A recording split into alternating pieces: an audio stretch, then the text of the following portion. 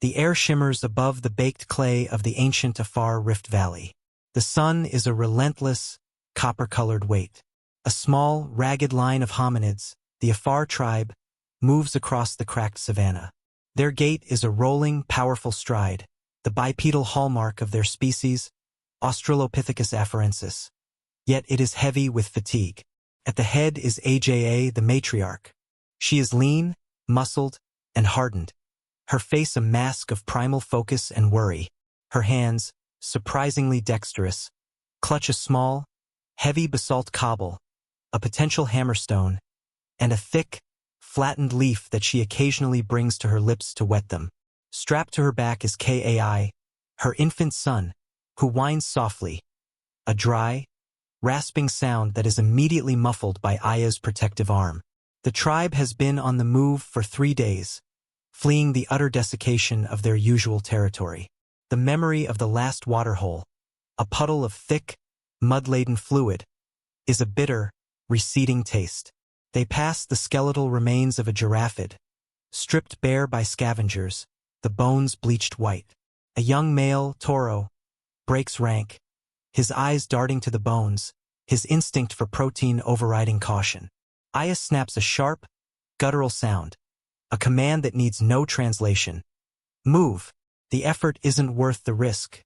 The scavengers are near. Toro shuffles back into the line, his shoulders slumped. The group's survival is etched in their movements. They are silent, energy-conserved. They walk with their backs to the cooling morning sun, maximizing shade. Aya stops suddenly, raising a hand. Her keen eyes scan the horizon. Not for a predator, but for a sign. A slight deepening of the distant scrub's green, a distant cloud of insects, the low flight of a sandgrouse. Any hint of water. The tribe is structured like a living shield, the strongest males on the flanks, scanning the tall, drying grasses. The females and the few small children clustered in the center. Every gaze is wary. They are both predator and prey, but today they are primarily prey.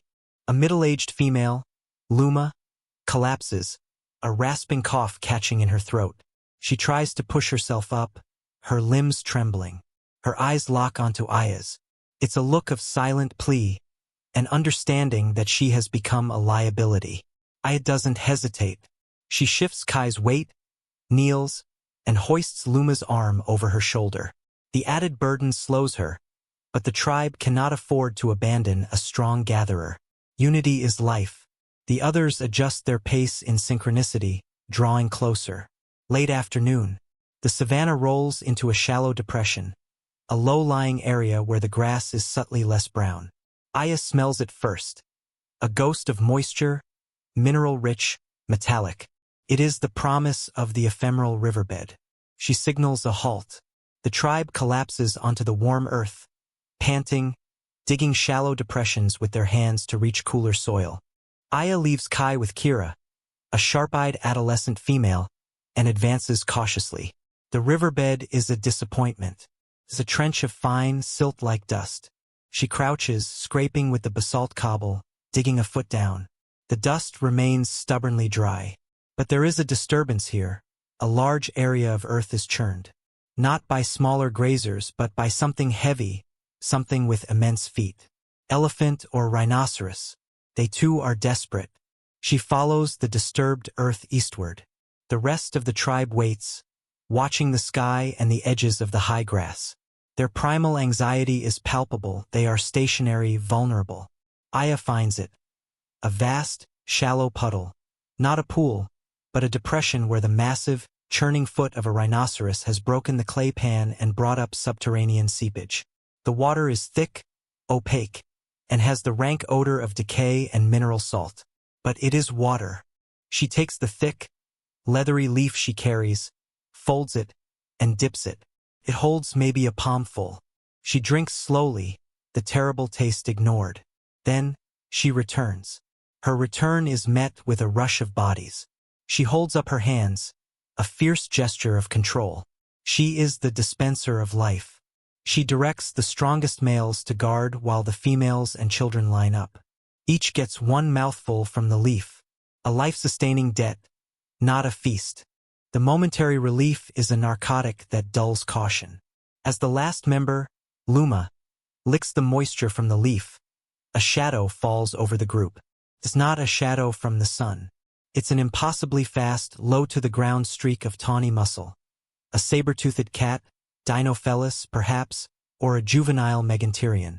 It had been hidden in the long grass on the opposite bank, stalking the thirsty prey. Twist 1. The sudden ambush. The cat springs. Its target is not Aya, but Toro, the youngest male, who is standing at the edge of the group, still dazed by the water. The tribe erupts in a cacophony of shrieks and barks, a primal chorus of alarm. Aya's reaction is instantaneous and purely defensive. She does not run. She charges toward the cat, her teeth bared, her basalt cobble held high. The rest of the males, fueled by fear and collective instinct, follow suit. They don't have spears. They have rocks, their own bodies, and noise. The cat is momentarily confused by the counterattack. It is used to flight, not an aggressive defense from such small prey. Toro, though raked by claws, is knocked down but not incapacitated. The males of the Afar tribe rain down stones and sharp shouts. Aya, with a desperate roar, swings the cobble, catching the cat's flank. It's a glancing blow, but the unexpected pain and the overwhelming noise are enough. The cat breaks off its attack, snarling, and vanishes back into the grass in a silent, rippling retreat. The silence that follows is deafening. Toro is bleeding heavily from deep gashes on his shoulder and arm. The air is thick with the scent of adrenaline and blood. This new scent is a beacon to every large predator for miles. Aya doesn't check the wound. She gives another barked command. The tribe must move now. They have given away their location and their moment of weakness. They flee the riverbed, moving toward a distant, low rise crowned by a scattering of acacia trees, a slightly more defensible position. Toro is struggling. He cannot keep up, leaving a scarlet trail on the light-colored dust. Aya stops. Survival dictates the injured are a liability, but the group is too small. She kneels beside him. Luma, the female Aya saved earlier, immediately tears a strip from the leather-like bark of a tree they had passed, instinctively knowing Aya's intent. Aya packs the deepest laceration on Toro's shoulder with a handful of damp, cool earth, then binds it tightly with the bark strip. The injury will slow him, but the bleeding is stemmed. They reach the acacia grove as the sun begins to dip, painting the savanna in dangerous, long shadows. The trees offer meager protection but a vantage point. The tribe scrambles up the lower, thick branches, a species still deeply comfortable in the canopy, a vital instinct for the night. Aya stares out at the gathering dusk, her face a mixture of triumph and dread. They survived the cat, but the cost was blood, and the trail is visible. The tribe sleeps fitfully, huddled together on the branches. The air is cold. Below, the sounds of the African night begin. The distant howl of hyenas, the bellow of a bull hippopotamus from an unseen marsh, the rustle of things unseen. Aya is awake, her eyes glowing in the starlight. She is holding Kai, pressing him against her warmth. Her senses are on a hyper-alert state. Suddenly, a sound unlike the others. A soft, heavy thump shuffle. It is large, it is close, and it is moving on its hind legs. Not a cat, something else. A dark shape resolves itself at the edge of the acacia canopy. A massive, territorial Chakma baboon male, far larger and more powerful than any member of the Afar tribe. It is a rival not for food, but for space and dominance. Its teeth are huge, its snarl a silent promise of violence. The baboon lunges at the nearest form, an old female named Gala. Gala screams, a terrified sound that is immediately cut short as the baboon's powerful arm knocks her from the branch. The tribe is instantly awake, galvanized into defensive action. They rain down sticks and stones, but the baboon is huge and fearless. Aya descends, moving quickly to the ground. She finds Gala, who is dazed, but alive, struggling to rise. The baboon turns its focus on the most challenging threat. Aya. Aya does not retreat. She grabs a thick, broken acacia branch, a rough club, and stands between the baboon and Gala. The baboon charges, a blur of fur and muscle. Aya dodges the first lunge, then brings the club down in a wild, powerful arc. It connects with the baboon's skull with a sickening, wet crack. The baboon reels back, stunned, then shakes its massive head and screams its rage. Aya knows she cannot beat it. She needs a distraction. Her eyes dart to the ground, to the dried, flammable grass and the basalt cobble she still clutched. A memory, or perhaps an instinct passed through a million generations, guides her. She picks up a dry piece of wood, holds it between her feet, and begins to use the hammerstone to pound on another rock. Not to shape a tool, but to create a spark. The baboon charges again. Aya scrambles, dodging the snapping jaws. The pounding is desperate, rhythmic, focused. Stone against stone. A spark flies, catching the dry, dusty grass. A tiny plume of smoke, a brief flicker of orange. She immediately begins to blow on it, the air from her lungs a precious resource. The baboon is upon her. She screams, a noise of pure defiance, and then she shoves the tiny, smoking nest of grass directly into the baboon's face. The scent, the smoke, the unexpected flash of heat. It is anathema to the beast. The baboon recoils, shrieking in confusion and terror. It breaks off the attack and disappears into the darkness, its natural fear of the strange, red flower overriding its aggression. The tribe watches in awestruck silence as the tiny flame flares, then begins to slowly die. From the blackness beyond the acacia trees, a new set of eyes catches the dying ember's light. Not the horizontal, yellow gaze of a predator, but the vertical, intelligent glint of other hominids. Twist 2. The rival tribe, a group of 3 large, aggressive males and a female steps out. They are not a far tribe. They are taller, heavier-browed, and their movement is swaggering, proprietary. The Ironstone tribe, a rival Australopithecus group known to scavenge the riverbanks.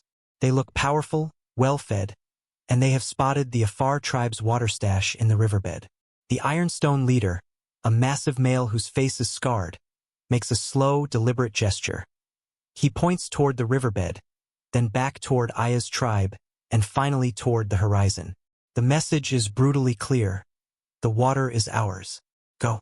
Aya descends slowly from the branch, Kai on her hip. She looks at her tribe. Toro, bleeding and slow. Luma, dazed. Gala, bruised. The children thirsty. They cannot fight a fresh, well-fed tribe. But she cannot simply leave. The Ironstone tribe are not just rivals. They are a direct threat to the Afar tribe's survival. They know their weakness. They know the water's location. Aya makes a primal, dramatic choice.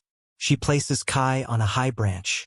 She reaches down, and with a sweeping gesture, she scatters the last of the embers and ash from the fire. Then, she picks up the baboon's club, which she still clutches. She walks toward the Ironstone leader, stopping just beyond striking distance. She lets the club fall to the dust, a gesture of non-aggression. Then, she slowly raises her hands, palms open, and points to Toro's wounded shoulder, then to the sky, and finally, she makes the universal gesture for water, cupping her hands to her mouth. She is not begging. She is stating a fact. We are too weak to fight, but we are dying. We will go, but give us water for the journey. The Ironstone leader considers her. He sees the fear, but he also sees the power in her eyes. He is about to refuse, to simply drive them off and claim the water. Then Aya does the unexpected. She turns her back to him, squats, and begins to fashion a tool. She selects a sharp piece of chert she'd gathered days ago and begins to strike it with the basalt cobble. Tap, tap, tap. A precise, controlled rhythm. She is not threatening. She is showing a higher intelligence, a calm, focused skill. In a minute, she has created a beautiful, sharp flake tool, a razor-like edge. She holds it up, not pointing it at the leader, but at the carcass of the baboon they just fought. She points the tool at the baboon's thick hide. The message: we can kill. We can process. We are not just scavengers. The Ironstone leader makes a decision. He throws a small, dark, leather-like pouch, an animal bladder at her feet.